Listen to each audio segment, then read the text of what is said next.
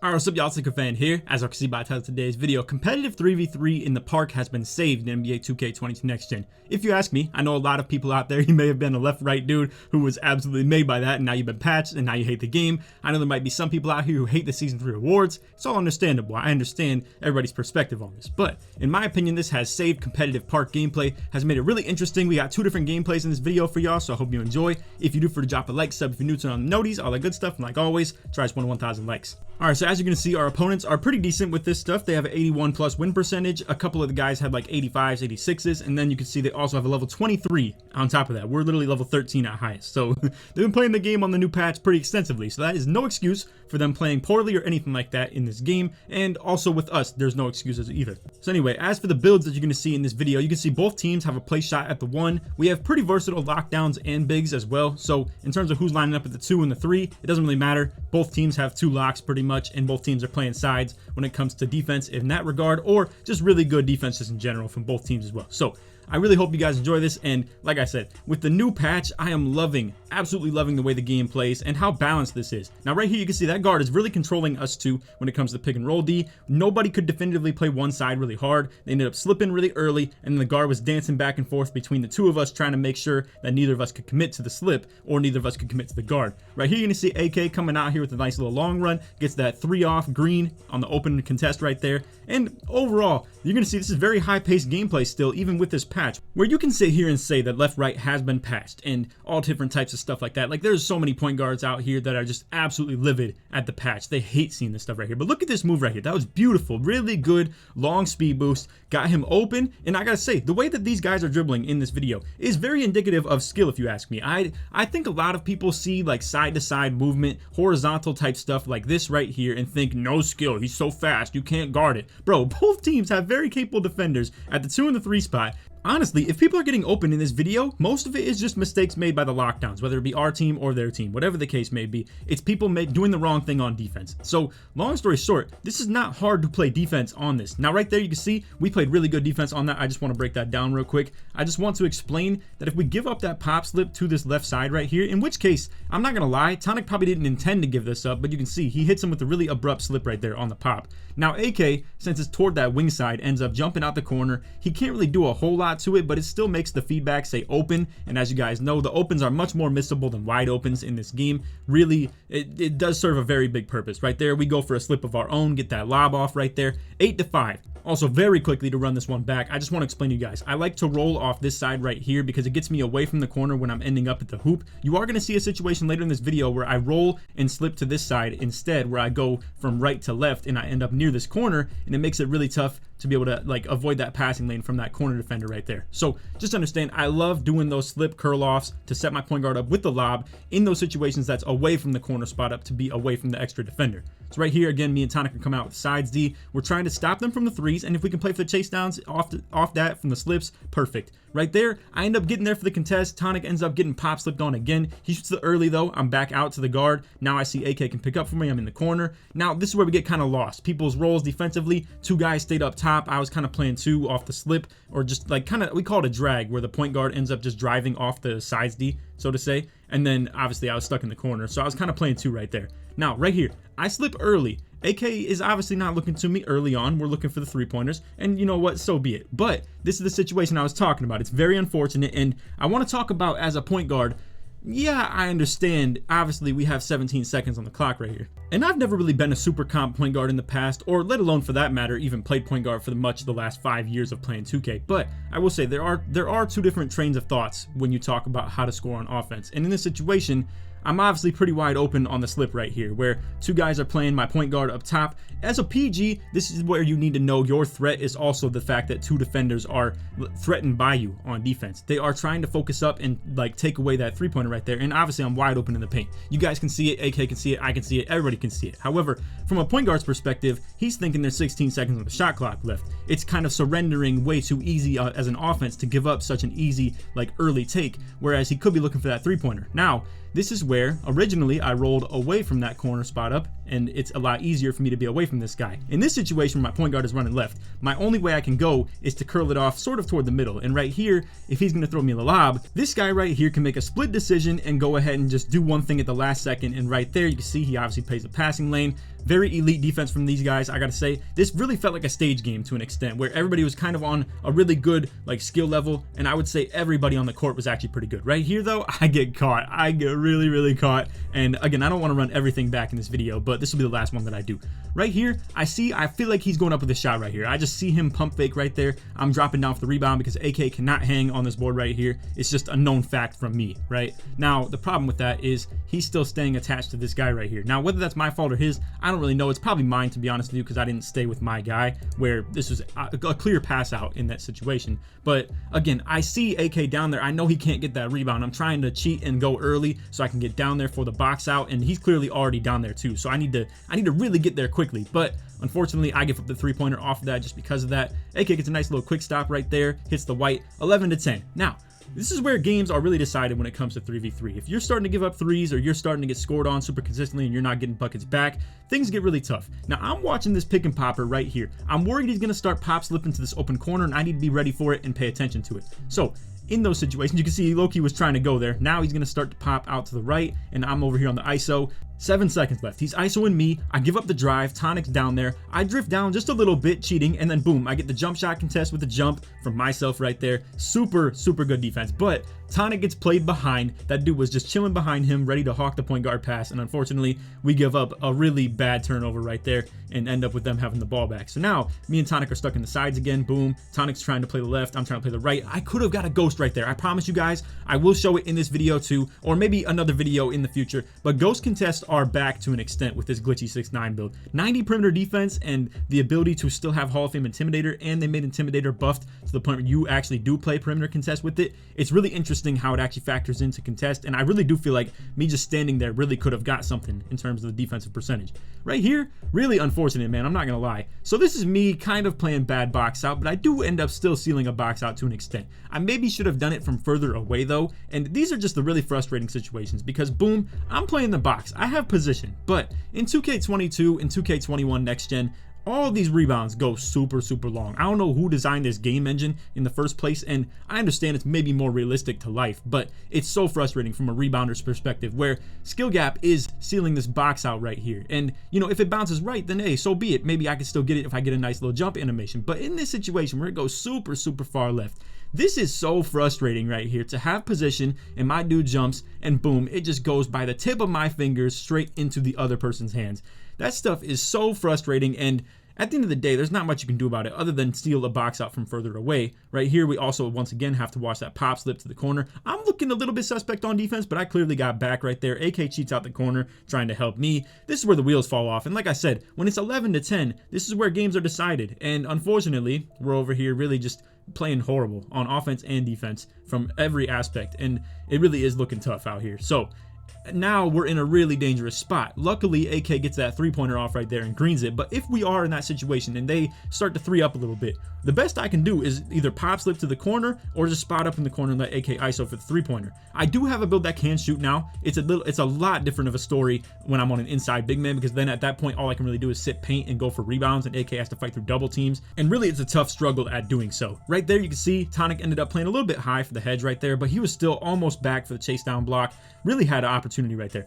AK gets a shot off right here, and again, unfortunately, I don't grab that rebound. Now, again, you guys can leave the feedback in the comments if you want on this. Think that I need to actually like grab a box out a lot sooner on this. I did drift down a little bit too far. Maybe I need to be playing a little bit further out and playing for that box out, but this is so frustrating, man. Like, I'm literally on this. The ball is touching my hands on almost both of those plays, and it's both in both shots. It literally goes into this dead zone right here in this left corner, super deep, and I just unfortunately don't grab the rebound because it tips my hands, and then boom, they're out on the break. I'm trying to go ahead and get that contest right there. We end up at least stopping them to an extent, but honestly, very frustrating game right here where we had a lot of screw ups just kind of not go our way, or there were a couple things that maybe we took on. Now right there, I go for that passing lane steal. I do get it. That kind of saves the game to an extent, 14-18. But again, we are in a tough spot right now. AK has to absolutely three hunt right now. I feel like it's a little bit easier for him to maybe get the three-pointers if I just go corner and kind of get out the way, because in these situations, I do create two defenders on him if I'm coming up for screens or anything like that, and two defenders on him allows them to three up a whole lot easier. Right here, you can see he gets a decent shot, but once again, jump contest, super tall players. As we talked about, Intimidator buff is making it so tall lockdowns can really play some good defense in this game. I go for the slip right here, but they're not giving it up. We're trying to get that three-pointer for AK once again. They're making it really tough. He has to chuck another shot because we have really bad execution in our shot clock situations and stuff like that. We can't get anything open. Once again, another offensive rebound, and we are holding on for dear life, bro. I'm telling you, like, with this shot clock right here with only 14 seconds, it is very tough to create a shot. By the time he gets the ball and actually is situated in like scoring mode, it's literally 9 seconds off those inbounds. So I try and go for the slip. Once again, we are out of sync between me and my point guard. And these are the really unfortunate situations that you and your point guard just have to communicate on in terms of, do you want to take the two when you have to do so? And especially in this situation too, when the shot clock is low, you can see I'm setting up for the slip right here. However, he tries to go ahead and get to this right side, and low-key, he does actually get a good opening on this. It still says 18% contested though, as you can see, and I'm telling you guys, bro, these tall lockdowns are about to be menacing out here. You can see he actually still got a really good jump shot contest on him, recovered, and then boom, they're out on the break, corner with the takeover, and then boom, just like that. 21-14 loss. I'm not gonna lie to you guys, it felt a lot closer than that. We did still get beat by 7 points on 3v3. That definitely it hurts. Like, you know, when you get beat that bad, that is a pretty bad 3v3 loss to lose by 7 points. But overall, I felt like we didn't really even play that bad. It was just either bad rebounds or just unfortunate things that happened on defense. So now we have a second game against these guys. All right, so now, mind you, my matchup was a different person in the first game. It was the guy at the 2 who's level 23 right here, and Stick Drift isn't the guy that I was matched up on in the first game. So me and patck have the exact same build at the 2 and the 3. So what's really unfortunate about that is it's never definitive what position we are. So it's very hard on my point guard in terms of making passes and stuff like that when the icons are changing between every single game that we play. So now patck is at the B spot, I'm at X, where originally I was at the B and patck was at X. Now right here, we're on offense, and I want you guys to pay attention to this peak shot by AK right here, where it really doesn't look like he has a shot. Right here though, this takes a lot of confidence as a shooter, and to know that you can still get this shot off. And honestly, I don't have really good position to the offensive rebound either, and I'm not on a super tall big either. So all those things considered, this is a very tough shot to make, especially early in the game where you have no takeover progress or anything like that. Either you're not really heated up at all, and boom, he greens that. That dude could have got a jump shot contest on him where he jumps at him, and it could have been devious, it could have been horrible, but he's able to get that shot off. And at the end of the day, some people will sit here and say that that stuff takes no skill to do still. Honestly, y'all just some haters. That's as simple as I can put it. This dude is going to try and come out here and do the same stuff. We're keeping AK on ball in this game, and you can see he gets that bump steal. I'm on the hedge side. We're over here trying to play some really good defense. He gets that bump, and then boom, just like that, he's out on the break. Wide open three-pointer. This dude is panicking on that inbound too, and we're over here playing some really good defense. Now, this is where some of this stuff is going to come down to communication, and we don't have it early on. You're going to watch, there's a couple times that we gave up some really easy pick and pops, and I'm not too happy about it. Now, this one right here, there's a little bit of explaining to do with this. I wish I had the live commentaries like added to this video. I just wasn't recording the live comms at all. But in this situation where I saw AK cheating over and fighting instead of switching, I wanted patck to jump out the corner right here like AK did at the beginning of game 1 that we played against these guys, where patck got beat in this exact same way, where he ended up helping me toward the middle a little bit too much and then gave up the pop slip over here. What I always want that corner guy to do if the pop slip goes over to the side where the corner spot up is to jump out the corner, front the corner, be playing between two, and just sit right in this area. And if they have the smarts to backdoor off that corner, then so be it, man. It is what it is. But unfortunately, we give up a wide open shot right here, and he greens it. Again, we don't like giving up stuff like that. That's why I do prefer to play sides in the first place. But honestly, it's kind of hard to remember to do that when you have a small guard like guarding PG, where you don't really want him to be on the bigs. It's not really ideal, especially for a lot of the people who have the tall bigs. These guys don't happen to have a super tall big, but it's really unfortunate when you play against someone with a tall big and you're playing size D as your guards. And unfortunately, patck misses the wide open three-pointer. I don't grab the offensive rebound. It's all just kind of bad. But either way, you guys know patck is pretty cash in terms of all the games that we play, whether it be 3v3 or Pro-Am. Right here, you're going to see really great team defense between me and AK right here. So they end up, and this is also really bad screen by this guy right here. So he sets up the guard, super poor. And I'm over here playing for the backwards run, and boom, we set up perfectly on this. AK's taking away the drive, I'm taking away the backwards run. Boom, he runs straight into me. I go for that reach in, bump steal, easy. I mean, this is good defense, and this is really good balance in the game if you ask me too, where these guards can't just sit here and run left to right every single play over and over again. My point guard actually has to hit me on slips and rolls now, as opposed to in the past, in the previous game, patch and all types of stuff like that. Dudes could sit here and just run around the perimeter the entire game. It was kind of garbage if you ask me. me. Now, people are actually hitting their slips when they're open. We're having to play some real defense, and people still can dribble. It's still possible, but defense does prevail when played properly. Boom, I get the passing lane steal. 2 steals in the game so far. Tonic is out on the break, ends up using the dunk meter, if you want to talk even more balance, where he's dunking in transition in traffic, and then boom, we're up 10-3 now, and this is really good execution from us as a team. Now, unfortunately, you're going to see on this play right here, when we could have doubled down on it and absolutely defended the mess out of them, after that reach in right there, what's going to happen is I should step fully to this guy right here. But honestly, this is where lack of communication comes into play. I don't know why. This is really bad. If you ask me, I don't really like that I'm showing this on video, because this is one of the worst performances I've ever had in terms of this play right here. But unfortunately, I watched the popper because I don't have confidence in me or my teammates to communicate that, and we just weren't doing enough vocally to talk about that. Now, after that, you're going to see we play sides off the pops and stuff like that, where AK gets beat on the screens really hard.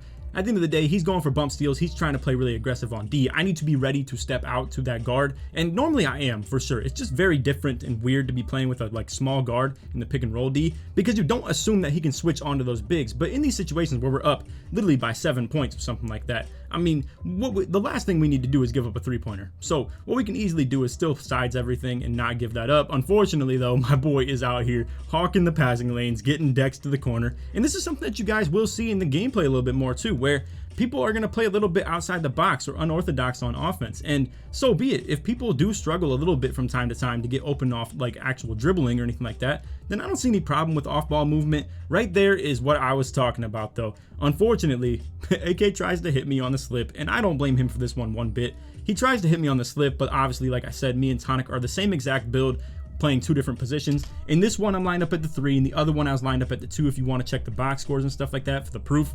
It is unfortunate. I am the X button in this game, and then for all the games before this, I was the B button. So it's really unfortunate too. And you can see, if you want to talk like color coding stuff, because this is what we do for Pro-Am as well. I'm wearing the Bulls jersey, and I'm like wearing red, and Tonic is having like a blue shirt on with the blue fro as well. But either way, all I'm saying is that lines up with the icons and stuff like that, where B is red and X is blue. Anyway, great defense right here. We end up nice little step right here from me. I'm over here playing hedge. He thinks he gets open on this, but here's the thing.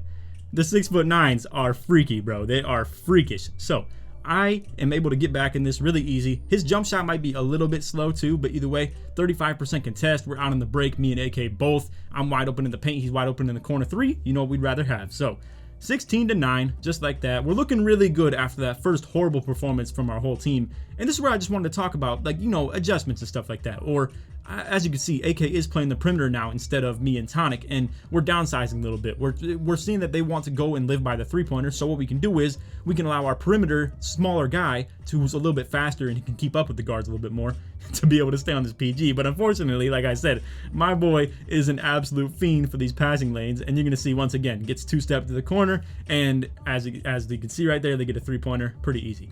Now on this play right here, he did acknowledge right after it happened that he was, you know, feeling bad about taking the shot right here, because obviously I was wide open on the slip. So what I am trying to do, and I try and set my guard up with this every single time, as you can see, they get the steal, but we get the ball back. What I'm trying to set my guard up with every single time is, when I see he beats this first guy, it's very obvious that you can see in this situation, this guy's going to step up and jump at him or just be ready for anything. He actually somehow manages to still not get open against this guy right here. And I do just find it kind of crazy that people play defense like this down 4 points, where if you give this up for free, and you can see I was going pretty vertical on it, I was trying to stay away from this corner defender right here so that I don't get hawked on the passing lane like I did earlier, but I go straight down the middle, and I'm wide open on the slip. Like I said, AK feels pretty bad about not passing this one right here, but fortunately, I do grab the offensive rebound. We had Tonic semi-open on that pass right there. He maybe could have shot the ball, but it would have been a little bit questionable. Either way, he gets the turnover right there, but we still get the ball right back. I don't know what happened right there. I think he just like ended up touching the ball as it went out of bounds, and so be it. So now I'm trying to set him up for the slips a little bit more. Again, you can see they're still kind of giving it up, and I don't know whether he tried to pass to the corner right there or not,